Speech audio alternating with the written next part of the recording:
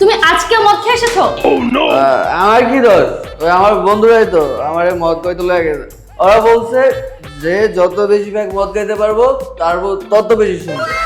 তাই আমার বন্ধু এক প্যাক মদ খেয়ে বলছে আমার বউ সুন্দর। না না, আমি তো মানি না। আমি 2 প্যাক মদ খেয়ে বলছি আমার বউ আরো বেশি সুন্দর। তাই নাকি? তারপর কি হলো?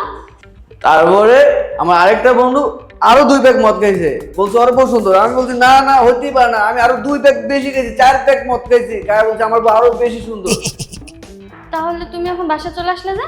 আমার কাছে তার কোনো টাকা নাই, আর ওইখানে থাকলে তো আরো বেশি টাকা লাগবে। আমার কাছে টাকা নাই, বিল দেওয়া লাগবে, তাই আমি চলে আইছি। এই তুমি পাগল নাকি? ওদের মাঝ থেকে তুমি এভাবে চলে এসেছো।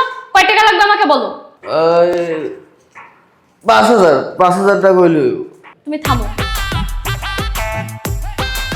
এই নাও 5,000 টাকা। হ্যাঁ? যাও।